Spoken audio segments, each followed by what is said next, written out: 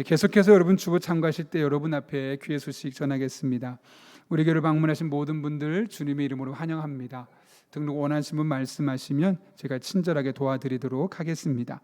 지난주에 한가족 되신 분들이 계신데요, 얼굴 잘 보시고 기억하시고 인사 나누고 또 잘 정착할 수 있도록 마음을 나눠주시기를 부탁드립니다.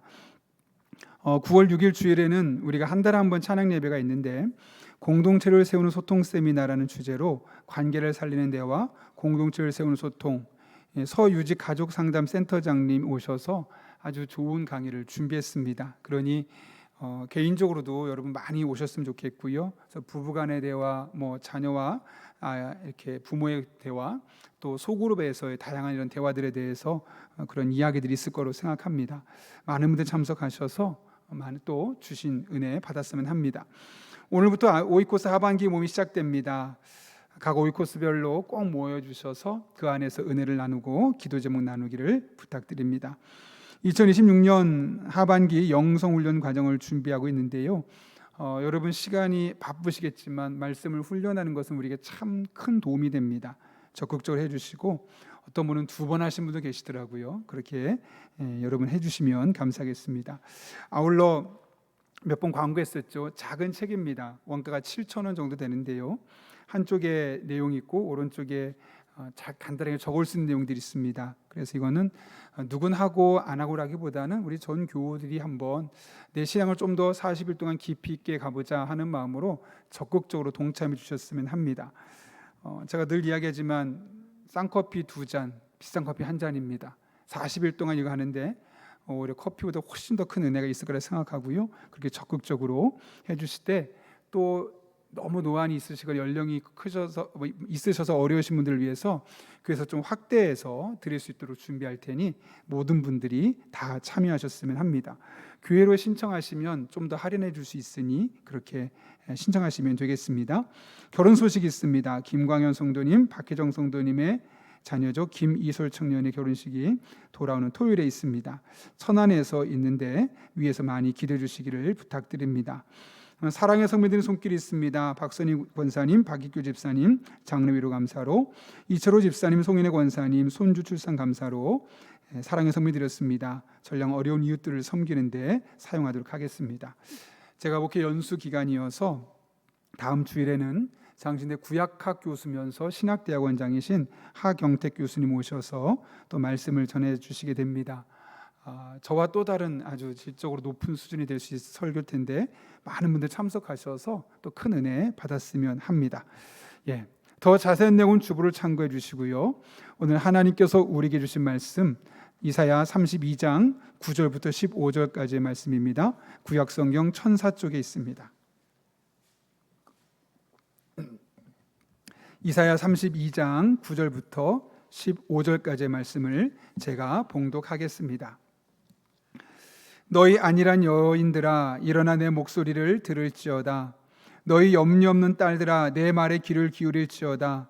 너희 염려 없는 여자들아, 1년 남짓 지나면 너희가 당황하리니 포도 수확이 없으며 열매 거두는 일이 이르지 않을 것임이라. 너희 안일한 여자들아, 떨지어다. 너희 염려 없는 자들아, 당황할지어다. 옷을 벗어 몸을 드러내고 배로 허리를 동일지어다. 그들은 좋은 밭으로 인하여 열매 많은 포도나무로 인하여 가슴을 치게 될 것이니라. 내 백성의 땅에 가시와 찔레가 나며 희락의 성읍 기뻐하는 모든 집의 날이니 대적 궁전이 패한 바 되며 인구 많던 성읍이 적막하며 오벨과 망대가 영원히 구렬이 되며 들나귀가 즐기는 곳과 양떼의 초장이 되려니와 마침내 위에서부터 영을 우리에게 부어주시리니 광야가 아름다운 밭이 되며 아름다운 밭을 숲으로 여기게 되리라. 이것은 하나님의 말씀입니다. 아멘. 제가 기도하고 말씀 나누겠습니다. 살아계신 하나님 아버지, 오늘도 우리를 주님 전에 불러주시고 함께 예배하며 말씀을 들을 수 있는 은혜를 주신 것 감사합니다. 들을 게 있는 자 들을 수 있도록 성령 충만하게 하시고 선포되는 말씀이 내게 주신 말씀을 들려지는 복된 말씀 되게 하여 주옵소서. 예수님의 이름으로 기도하옵나이다. 아멘. 히브리어로 샬롬이라는 단어가 있어요. 이렇게 평안하길 바랍니다, 그런 뜻인데요, 우리 앞뒤 좌우 있는 분 이렇게 한번 인사하며 축복하겠습니다. 샬롬 인사하겠습니다. 살롬, 죽을 놈 아니고 샬롬입니다. 제가 최근에 한 에세이를 읽고 있는데요. 그 일본의 코미디언인 아카시야 산마시의 사연을 제가 그 글을 보면서 좀 깊은 감동이 있었습니다. 그는 일본을 대표하는 코미디언으로서 3대 MC, 명예 MC 중에 한 명입니다. 우리나라 따라치면은 뭐 유재석, 강호동, 신동엽 이럴 정도로 아주 유명한 그 MC 중에 하나인데요. 지금은 가장 유쾌한 사람이면서 말을 잘하는 사람으로 알려져 있지만 사실 그의 어린 시절은 전혀 그렇지 않았습니다. 3살 때 어머니가 세상을 떠나셨어요. 아버지가 재혼을 했는데 그 재혼한 어머니의 관계가 너무 안 좋은 거예요. 왜냐하면 재혼하는 어머니가 자기 아들을 데리고 들어왔는데 그분의 마음속에 내 자녀는 친자녀 이 아이밖에 없어 하고 재혼해서 원래 있던 남편의 아이들을 자기 자식 취급을 안 하는 거예요. 그러니까 어릴 때부터 그 어머니 밑에서 사랑받지 못하고 얼마나 우울한 시간을 보냈겠습니까? 그러다 보니 어릴 때부터 늘 얼굴이 우울하고 인상 쓰고 짜증난 얼굴, 찌푸린 얼굴, 불만이 가득한 얼굴이죠. 그런 얼굴로 계속 살아오는 겁니다. 오죽하면 어느 날 보니까 그런 자기 모습이 너무 보기 싫어서 집에는 모든 거울을 다 떼버리고 심지어 학교 갈 때 외에는 그냥 집에서 은둔 생활을 하게 되었다는 거예요. 그런데 어느 날 그를 안타깝게 여겼던 고등학교 선생님이 그를 부르더니 이렇게 이야기했다 그래요. 삼마군, 내가 많이 힘든 것은 알고 있지만 거울을 보면 거울이 먼저 나를 보고 웃어주지 않아. 내가 먼저 웃으면 비로소 거울도 웃게 되지. 좀 철학적인 용어가 있지만 쉽게 말하면 웃어봐. 너무 얼굴에 그늘이 많고 찡그리고 있으니까 한번 웃어봐. 이런 표현입니다. 그 얘기를 딱 듣는 순간 아 그렇구나. 나도 모르게 늘 얼굴이 어두웠었겠구나. 거울을 보니까 자기 얼굴이 너무 자기가 봐도 별로 안 좋은 거예요. 내 얼굴을 보고 누구도 기분이 좋지 않겠구나. 그러니 당연히 가정에서도 학교에서도 사람들이 나를 피할 수밖에 없겠군. 그런 마음에 그날부터 표정을 바꾸기로 합니다. 내가 적극적으로 한번 웃어보자. 그리고 나만 웃는 게 아니라 다른 사람도 한번 웃겨보자 해서 학교에서도 아이들 막 웃기는 역할을 하다 보니 어느 날 이제 코미디언이 된 거죠. 그리고 그는 그 한날의 결심이 그래 오늘부터 한번 내가 웃어보자. 이 한날의 결심이 오늘날 일본을 대표하는 코미디언 아카시야 산마라는 사람을 만드는 시점이 되었다고 이야기합니다. 인생은 해석이라는 말이 있어요. 그러니까 똑같은 상황이지만 그 상황을 어떻게 바라보고 해석하느냐에 따라서 180도 다른 결과가 나타나는 거죠. 정말 그렇다면 우리 그리스도인은 해석을 잘해야 합니다. 왜냐하면 우리들의 삶이 일어나는 모든 일의 저변에는 누가 있죠? 하나님이 함께하고 계시기 때문에요. 그래서 우리가 우리 인생을 해석할 때는 하나님을 빼놓고 해석하면 안 되는 겁니다. 그러면 잘못 해석할 수밖에 없고 그 상황을 왜곡할 수밖에 없는 겁니다. 그러나 하나님과의 관계 안에서 우리들의 삶을 해석하기 시작하면 바른 해석이 나오기 시작하고 또 나를 통해 또 내게 주어진 상황을 통해서 나의 일상에서 움직이고 계신 하나님의 선한 계획과 뜻이 있음을 우리는 발견할 수 있게 되는 겁니다. 오늘 본문을 통해서 이 같은 사실을 확인할 수 있는데요. 오늘 본문은 내 목소리 좀 들어라 라고 말씀하시는 하나님의 애타는 촉구로 시작합니다. 오늘 본문 9절 말씀인데 같이 한번 읽어볼까요? 시작. 너희 안일한 여인들아 일어나 내 목소리를 들을지어다. 아멘. 여기 보면 여인과 딸들이라는 표현이 나오죠. 실제로 여기서 여인과 딸들은 이스라엘 백성들의 여인을 1차적으로 지명합니다. 그런데 보다 궁극적으로는 남유다 백성들을 지칭했던 상징적인 표현입니다. 그런데 그들을 부르면서 뭐라고 부르냐면 그 앞에 수식어가 있죠. 안일한 여인들아 염려 없는 딸들아. 여러분 이 말이 칭찬으로 보입니까? 비꼬는 것처럼 느낍니까? 약간 긍정적인 의미가 아니겠죠. 실제로 안이라는 단어는 편안하다, 문제 없어, 걱정 없어 그런 의미고 염려 없다는 이야기는 자기 스스로의 현재 상태를 나는 지금 안전해 라고 느끼는 여기는 그런 마음을 말하는 겁니다. 다시 말하면 지금 유다의 백성들은 나는 편안해, 내 생활 안정돼 있어, 살만해, 요 정도만 같았으면 좋겠어 이런 마음으로 하루하루 살아가고 있었다는 거죠. 그렇다면 그들은 왜 그런 마음을 먹게 되었을까요? 오늘 보면 10절부터 14절까지 말씀 보면 그들이 왜 그런 마음을 먹게 되었는지를 우리는 유추할 수 있습니다. 한번 그들이 좋았던 상황이 바뀌어지는 것을 보면서 그들이 이 내용을 한번 같이 읽었으면 좋겠는데요. 자, 10절부터 14절까지 말씀을 천천히 한번 읽어보겠습니다. 시작. 너희 염려 없는 자들아, 1년 남짓 지나면 너희가 당황하리니 열매 거두는 일이 이르지 않을 것임이라. 너희 안일한 여인자들아 떨지어다. 너희 염려 없는 자들아 당황할지어다. 옷을 벗어 몸을 드러내고 배로 허리를 동일지어다. 그들은 좋은 밭으로 인하여 열매 맺는 포도나무로 인하여 가슴을 치게 될 것이니라.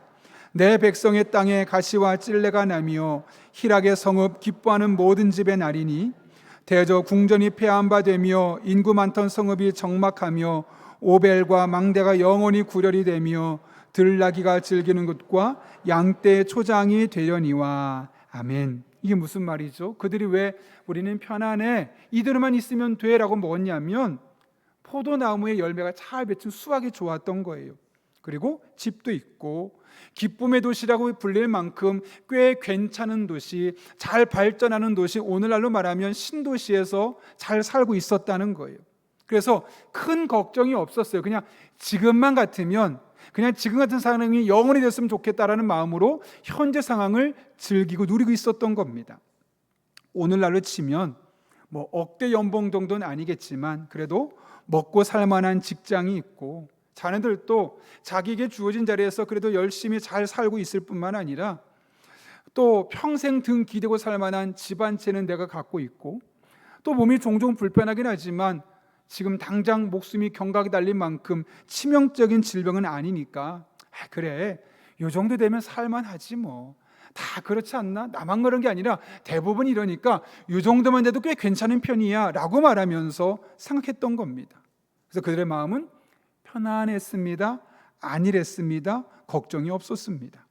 문제는 하나님께서 이미 너희들 곧 심판당할 거야, 위기의 메시지를 전했음에도 불구하고 그들은 여전히 현실의 삶에 취해서 그 하나님의 메시지는 들리지 않고 편안해, 괜찮아, 이 정도면 되지 뭐 라고 생각했다는 거예요.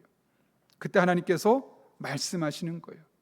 1년 남짓 지나면 너희가 당황할 일이 생길 것이다. 이게 무슨 말일까요, 여러분? 지금까지 너희에게 편안함을 주었던 것들, 너희가 의지했던 것들 한꺼번에 다 사라지게 되면서 당황스러운 상황을 너희가 겪을 수밖에 없다라고 말하는 겁니다. 쉽게 말하면 그동안 너희의 마음에 평안함을 주었던 것들, 안정감을 주었던 것들을 깨뜨려 버리겠다는 거예요. 왜요? 그 안정감과 평안함은 진짜가 아니라 만들어진 가짜 평안함, 가짜 안정감이었기 때문이에요. 그들은 경제적으로는 살만했지만, 삶은 그래도 평안했지만 영적인 감각은 점점 무뎌가고 있었습니다. 그렇다면 여러분, 지금 그들에게는 평안한 것이 아니라 무감각한 거죠. 문제가 없는 것이 아니라 오히려 훨씬 더 큰 문제가 그들의 삶에 봉착하게 된 겁니다.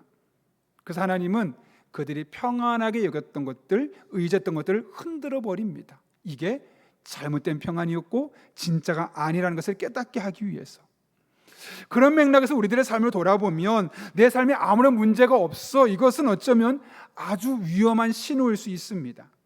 별 문제가 없는 것이 아니라 그럴수록 점점 그 현실에 물들어가면서 내가 그것을 느끼지 못하고 있기 때문입니다. 제가 오래전에 구로구에 있던 보건소에서 피검사를 받다가 큰 충격을 받은 적이 있어요. 물론 지금 그렇지 않은데요. 간호사분이 이제 체열을 하려고 여기에 주사기를 딱 넣고 피를 뽑는데 피가 안 나오는 거예요. 당황하는 겁니다. 잘못 꽂았나? 뺐다 다시 꽂았는데 제대로 꽂았는데 피가 안 나옵니다. 왜냐? 피가 너무 걸쭉해서 주사기 바늘을 타고 통과를 못하는 거예요. 그래서 간호사님이 결국 피 검사를 못하고 제가 집으로 돌아갔어요. 충격을 받았습니다. 왜냐하면 제가 그 당시만 해도 이제 40대 딱 넘어서는 시점이었거든요. 그리고 저에게 그 당시에 부목사님들과 함께 일주일에 적어도 한 번에서 두 번씩 풋살을 했었고요. 심지어 다른 교회랑 연합해서 야구 시합을 할 정도로 그게 운동도 꽤 많이 했었거든요. 더군다나 그 당시 그 교회에서 가장 건강한 목사님 1등이라고 할 정도로 제가 건강은 보장받았던 사람인데, 그래서 저는 제가 건강한 줄 알았어요. 제 몸에 아무런 문제도 없는 줄 알았어요. 그리고 뭐 고지혈, 당뇨, 초입입니다, 이런 얘기 제가 평생 들을 거라는 생각 해본 적이 없어요. 그런데 저도 모르게 몸이 조금씩 망가졌던 거죠. 왜 그랬냐면 겉으로 볼 때 아무 문제가 없거든요. 멀쩡해 보이고 한 달에 적어도 일주일에 2-3번 운동을 하고, 그러니까 겉으로 봐도 제가 살도 별로 없잖아요. 그러니까 사람들이 보니까 건강한 목사님이라고 생각했는데 저 스스로 그렇게 생각했다가 깜짝 놀란 거죠. 저 스스로가 겉으로 문제가 없고 건강하다고 생각하니까 음식을 먹는데 가리지 않는 거예요. 먹고 싶은 거 다 먹고, 밤에도 여러분이 좋아하는 치킨도 먹고, 운동은 안 하고. 그런 일생이 되다 보니까 저도 모르게 몸이 조금씩 망가지고 있던 거죠.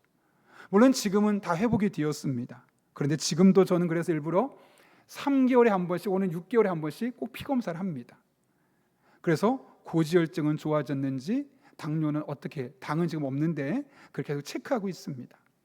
신기하게도 제가 제 상태를 정기적으로 체크하지 않으면 저도 모르게 스스로 방심하더라고요.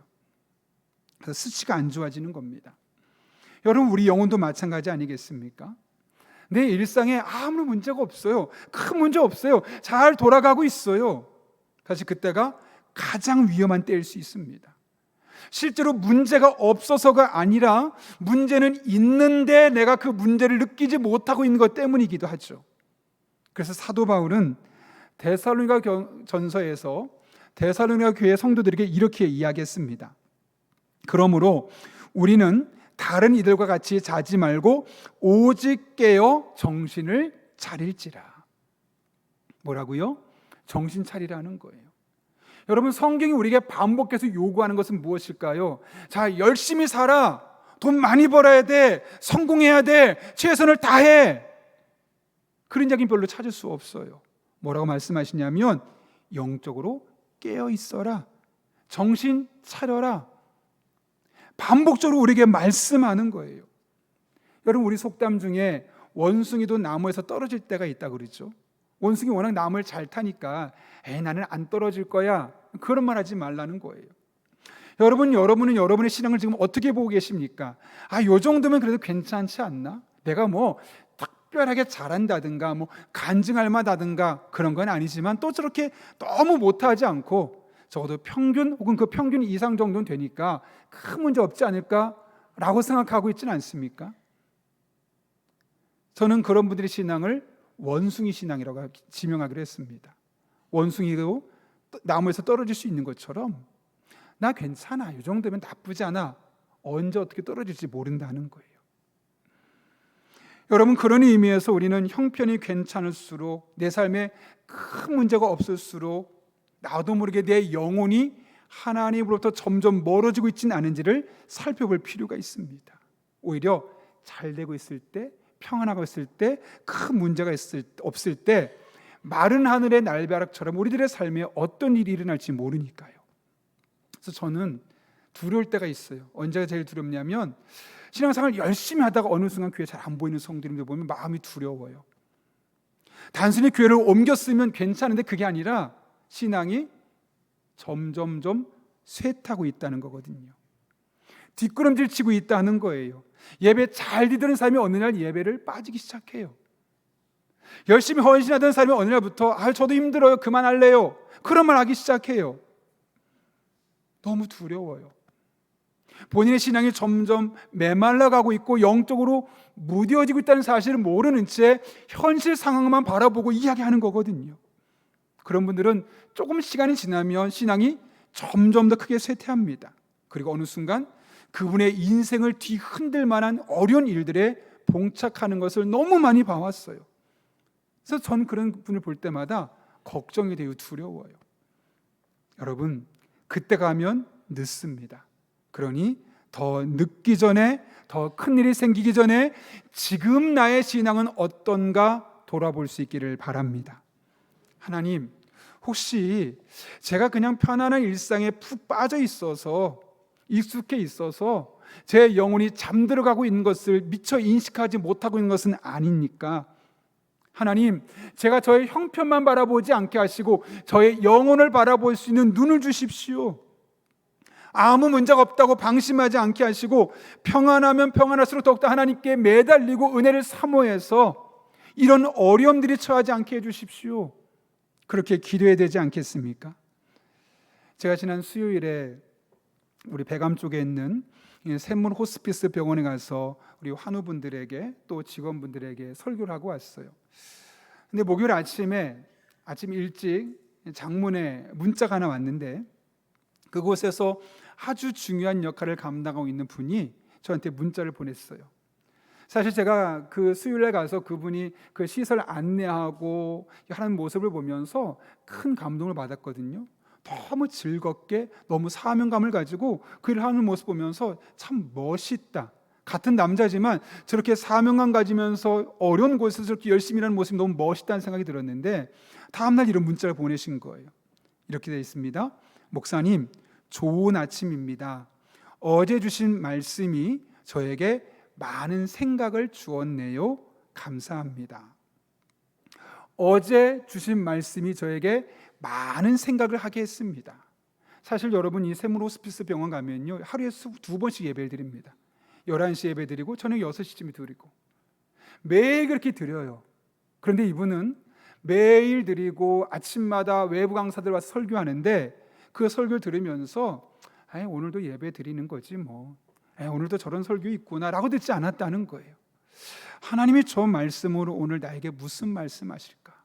내 영혼에 어떤 메시지를 하고 싶어서 저 설교자를 보내셨을까? 그런 마음으로 설교를 들었다는 거죠. 그러면서 그 뒤에 그분이 썼던 긴 글을 저한테 보내주셨는데 이 제목이 이렇습니다. 해결하는 삶에서 해석하는 삶으로 흩어진 조각들이 그림이 되는 시간.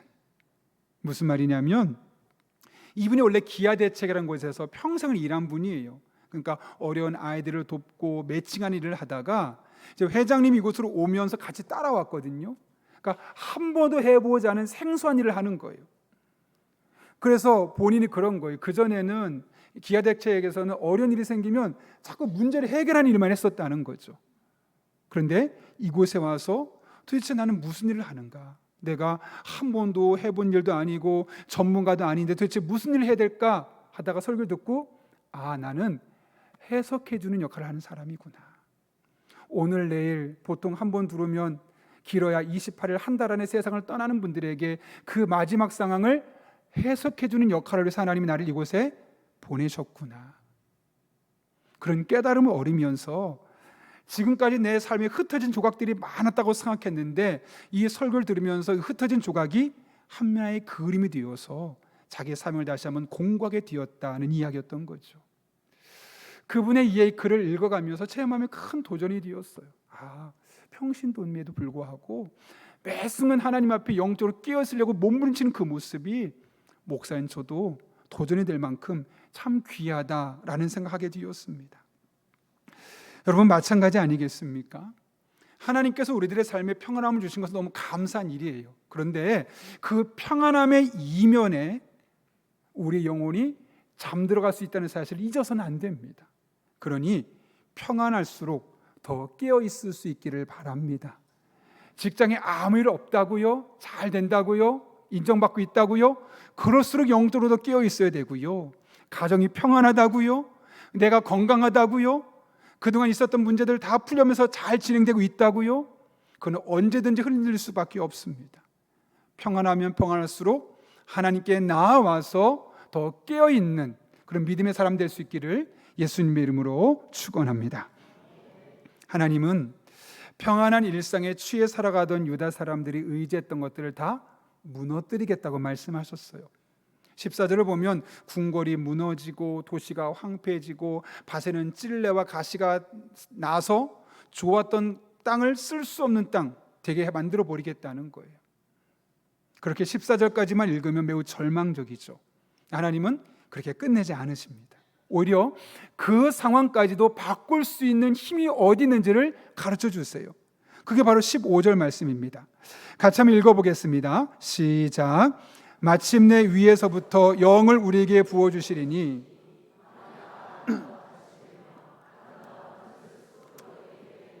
아멘. 여러분 이 15절 말씀 보면서 아멘이 먼저 나왔습니까? 무슨 말이지? 라는 생각이 먼저 드셨습니까? 원래 이상의 정상입니다.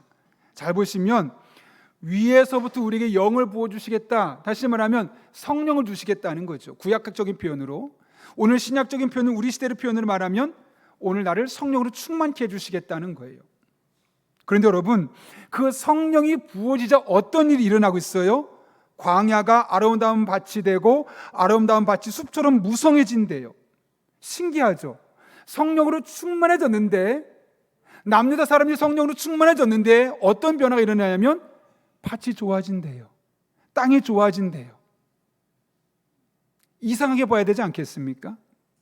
그런데 더 극적인 변화가 오늘 읽진 않았지만 16절부터 20절까지 말씀에 나옵니다. 같이 한번 읽겠습니다. 시작. 그때 정의가 광야에 거하며 공의가 아름다운 밭에 거하리니 공의의 열매는 화평이요 공의의 결과는 영원한 평안과 안전이라. 내 백성이 화평한 집과 안전한 거처와 조용히 쉬는 곳에 있으려니와 그 숲은 우박에 상하고 성읍은 파괴되리라. 모든 물가에 씨를 뿌리고 소와 나귀를 그리로 모는 너희는 복이 있느니라. 아멘. 여러분, 성령 충만하니까 어떤 일이 일어나요? 마음이 기쁘대요, 행복하대요, 그런 이야기 하지 않아요. 오히려 성령이 임할 때 어떤 일이 일어나냐면 이 사회에 정의가 구현되고 공의로운 사회로 바뀌어지고 갈등이 있던 곳에 평화로운 사회로 달라진다는 거예요. 놀랍지 않습니까? 그 시대 사람들에게 성령이 충만하게 임했더니 그 시대가 변합니다. 사회적인 구조가 변합니다. 공의롭고 정의로운 사회로 사회 시스템이 바뀌어버린다는 거예요. 여러분 잘 들어보십시오. 정치를 잘하는 지도자가 왔더니 그 사회 구조가 바뀌었다고 말하지 않아요. 치밀하게 오랫동안 꾸준히 교육했더니 그들의 의식이 바뀌어서 되었다고 말하지 않아요. 강력한 군사력을 짓눌렀더니 평화가 왔다고 이야기하지 않습니다. 뭐 때문에 바뀌었다고 말하냐면 성령이 그곳에 임했더니 그 성령이 역사로 말미암아 정의로운 사회, 공의로운 사회, 평화로운 사회로 사회적인 구조가 완전히 뒤바뀌어 버렸다는 거예요. 이게 어떻게 가능할까요, 여러분? 성령이 임하고 성령 충만하면, 그 성령 충만한 사람이 생기면 그 사람이 바뀌고 그 사람과 관계를 맺는 사람의 관계가 바뀌고 그러면서 정의가 이루어지고 공의가 이루어지고 평화가 이루어지는 놀라운 변화들이 그때 일어나는 거라는 거죠. 이게 바로 영적인 원리입니다. 순서가 너무 중요해요. 그런데 우리는 거꾸로 해요. 하나님, 평안을 주세요. 하나님, 이 사회가 바뀌게 해주세요. 이 땅에 전쟁이 사라지게 해주세요. 우리 가정의 이 문제를 해결해 주세요. 이거 없어지게 해주세요. 결과만 구합니다. 물론 귀한 거예요. 그것을 구하지 않는 사람들에 비하면 너무 귀한 노력입니다. 그런데 하나님은 거꾸로 하라는 거예요. 먼저 성령으로 충만하면 된다는 거예요. 내가 성령 충만해서 내가 바뀌면 바뀐다는 거예요. 여러분, 그런 의미에서 성령 충만은 단순히 감정이 아니라 어떤 상태가 아니라 우리를 행동하게 만드는 강력한 압도적인 능력입니다. 그래서 바울도 성령의 열매를 말하면서 갈라디아서 5장 22절과 23절에서 이렇게 이야기하죠. 한번 우리말 성경인데 천천히 읽어보겠습니다. 시작. 그러나 성령의 열매는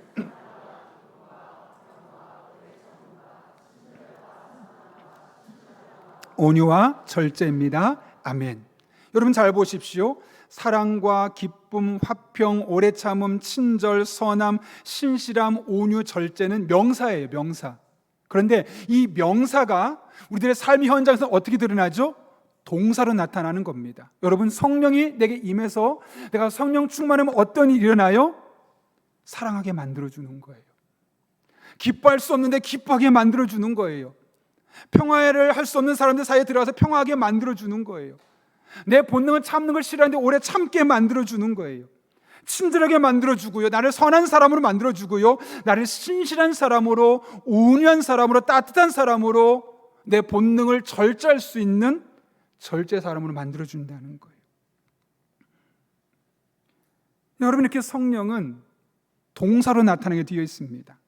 그렇게 보면 하나님께서 내게 성령 충만을 주시는 이유는 그 감정적으로 느껴봐 이게 아니라 그 성령 충만함을 가지고 사랑해라, 기뻐해라, 화평을 만들어라, 가서 참고 온유하고 절제하면서 그 공동체를 바꿔라 라는 메시지가 아니겠습니까? 여러분 잘 생각해 보십시오.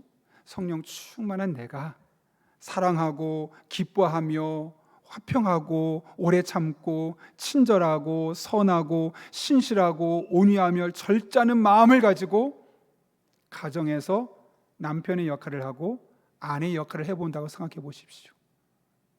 그렇게 성령 충만한 마음으로 내가 부모의 역할을 하고 자녀의 역할을 한다고 생각해 보십시오.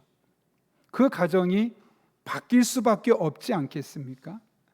다시 말하면 가정이 바뀌지 않는다는 이유는 내가 성령 충만을 삼하지 않고 성령 충만을 지식으로만 알고 동사로 행동하지 않고 그냥 감정으로만 지식으로만 알고 끝나기 때문이라는 거죠.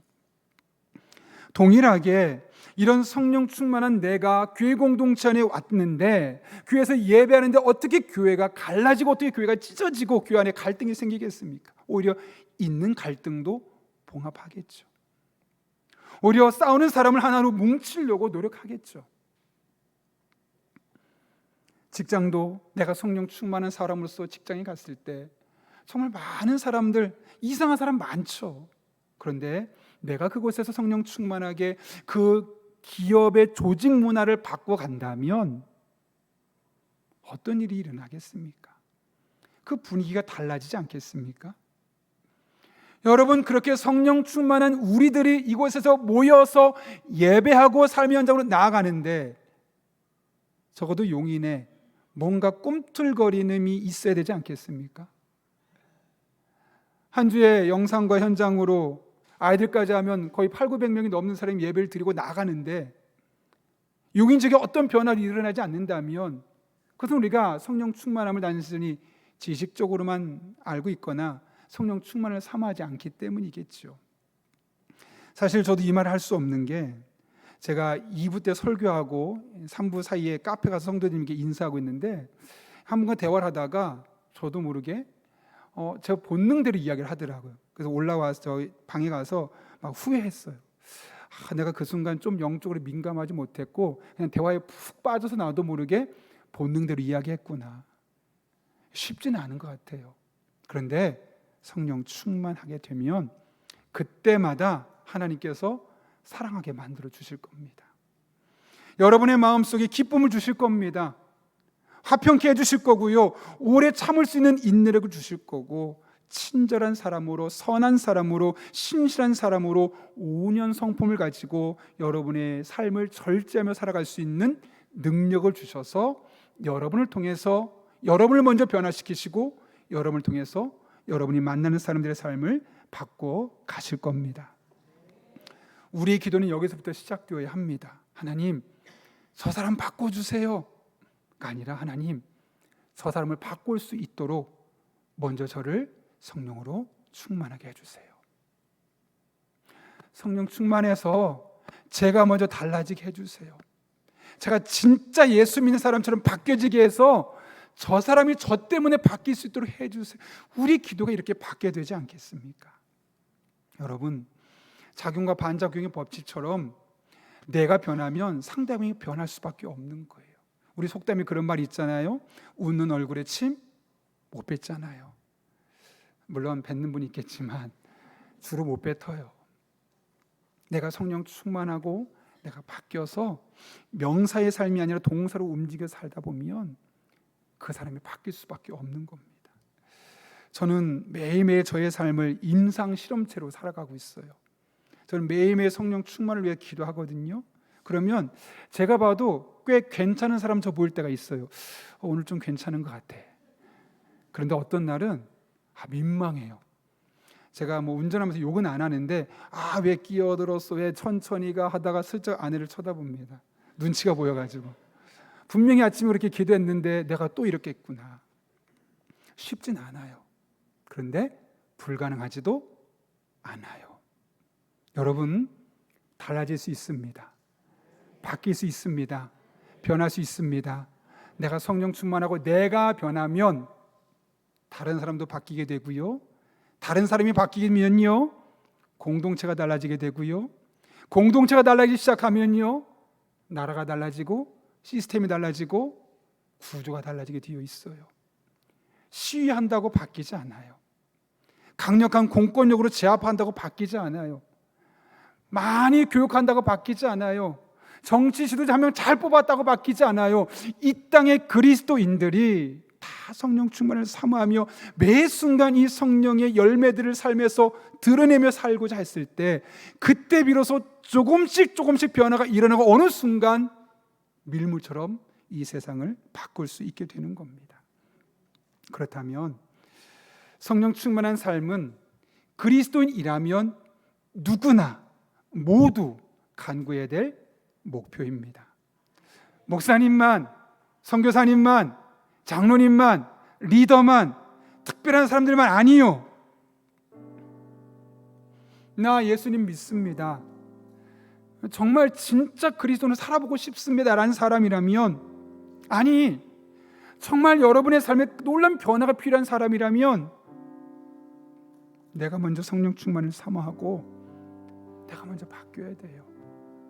다시 말하지만 쉽진 않지만 불가능하진 않아요. 여러분, 좋은 가정을 세우길 원하십니까? 좋은 남편이 되고 좋은 아내가 되고 좋은 부모님 되고 좋은 자녀가 되길 원하십니까? 유튜브 보고 많은 강의 보고 이혼 숙녀 캠프 보고 우리 아이가 달라졌어요 본다고 본질적인 변화가 일어나진 않아요. 물론 아주 효과가 없는 건 아니에요. 그런데 내가 성령 충만하고요, 내가 변하면 되는 거예요. 그 유튜브 강의가 우리를 바꾸지 못합니다. 비단 가정에서만 그러겠습니까? 좋은 신실한 직장인이 되길 원한다면 성령 충만을 사모하고 성령 충만한 그리스도인으로서 직장에서 열심히 살아내는 겁니다. 여러분, 좋은 신앙인이 되길 싶고 우리 교회가 정말 건강하고 좋은 교회, 규모만 큰 교회가 아니라 정말 실속 있고 하나님 마음을 시원케 하는 그런 정말 좋은 교회가 되길 원한다면 우리 한 사람 한 사람 성령 충만하면 되는 거예요. 좋은 설교자 있다고 바뀔까요? 기도만 많이 하는 사람이 있다고 바뀔까요? 성도 많이 늘어난다고 우리가 바뀔까요? 아니요. 내가 바뀌어야 돼요. 내가. 그리고 나만 바뀌면 돼요. 다른 사람 뭐라 할 거 없습니다. 그냥 내가 성령 충만해서 하나님 안에서 나만 바뀌면 하나님이 바꿔주십니다. 바라기는 우리 모두 성령 충만을 사모하고 성령 충만한 그리스도인으로 살아갈 수 있기를 바랍니다. 그 성령의 열매가 지식으로 명사로 나의 삶에 머무르는 것이 아니라 동사로 나의 입술을 통해서, 나의 손을 통해서, 나의 발을 통해서 가장 가까운 가정에서부터 직장으로, 교회로, 만나는 사람들에게로 흘러넘칠 때 하나님은 반드시 나를 통해 이 세상을 바꿔가실 겁니다. 그렇게 안 바뀔 것 같던 나라도 성령 충만은 우리로 말미암아 달라지게 될 것이고 하나님의 나라가 이 땅에 임하게 될 것입니다. 우리 그런 은혜를 사모하면서 이 시간 성령 충만을 사모하며 함께 찬양하고 나아가겠습니다. 오소서 진리의 성령님, 오소서 진리의 성령님, 이 땅 흔들며 임하소서. 이 땅 흔들며 임하소서. 거짓과 탐욕, 죄악에 무너진 우리 가슴 정케 오소서 은혜의 성령님, 오소서 은혜의 성령님, 하늘 가르고 임하소서. 거룩한 불꽃 하늘로서 임하사 타오르게 하소서. 주 영광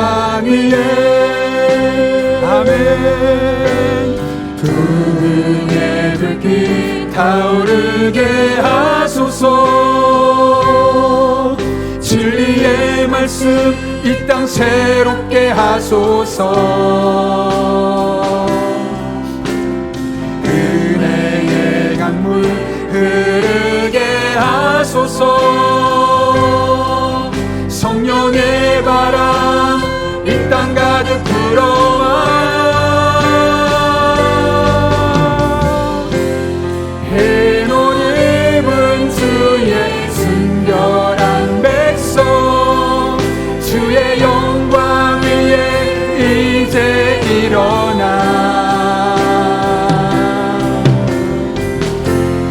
열방을 치유하며 행진하는 영광의 그날을 부흥의 불길 타오르게 하소서. 부흥의 불길 타오르게 하소서. 진리의 말씀 이 땅을 새롭게 하여 주시옵소서. 진리의 말씀 이 땅 새롭게 하소서. 은혜의 강물 은혜의 강물 흐르게 하소서. 성령의 바람 이 땅 가득 불어와 흰옷 입은 주의 순결한 백성, 주의 영광 위에 이제 일어나 열방을 치유하며 행진하는 영광을 다시 한번 사랑을 찬양합니다. 부흥의 불길 타오르게 하여 주시옵소서. 부흥의 불길 타오르게 하소서. 진리의 말씀 이 땅 새롭게 하소서. 은혜의 강물 내 마음속에 흘러 넘치게 하시고 나를 통해 세상으로 나가게 하여 주시옵소서. 성령의 바람 이 땅 가득 불어와 아멘. 흰옷 입은 주의 순결한 백성, 주의 영광 위에 이제 일어나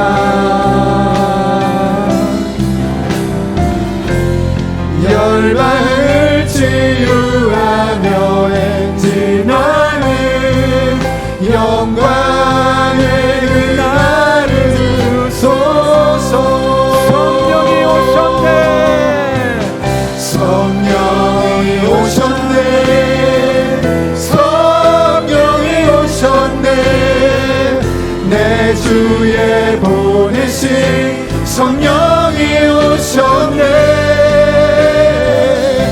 우리 인생 가운데 친히 찾아오셔서 그 나라 꿈꾸게 성령이 오셨네. 성령이 오셨네. 성령이 오셨네. 내 주에 보내신 성령이 오셨네. 우리 인생 가운데 친히 찾아오셔서 그 나라 다시 한번 믿음으로 선포하며 찬양합니다. 성령이 오셨네. 아멘. 성령이 오셨네. 내 주에 보내신 성령이 오셨네. 우리 인생 가운데 친히 찾아오셔서 그 나라 꿈꾸게 하시니 우리 이 시간 함께 기도하실 때 하나님 앞에 이렇게 기도합니다.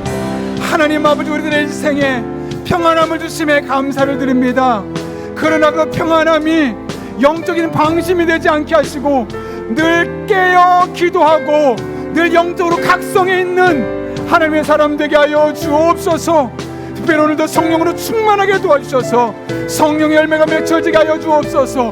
사랑하게 하시고 기뻐하게 하시고 화평하게 하시고 오래 참게 하시고 친절하게 하시고 온유하게 하시고 절제하게 하여 주셔서 그 성령의 열매가 먼저 나에게 나타나므로 내가 바뀌고 내가 달라질 때 나의 주변이 달라지게 하시고 이 사회 시스템이 구조가 바뀌는 놀라운 은혜가 내가 성령 충만함으로 임하게 하여 주옵소서. 우리 같은 기도 제목 가지고 사모하며 함께 간절히 기도하겠습니다. 살아계신 아버지 하나님, 성령 충만을 사모합니다. 거짓과 탐욕에 무너진 이 세상 우리 가슴을 정결케 하여 주시옵고 하나님 이 땅을 바꿔 주시옵소서. 열방을 취하는 그리스도로 살아갈 수 있도록 우리 한 사람 한 사람을 만나 주시옵소서. 만져 주시옵소서.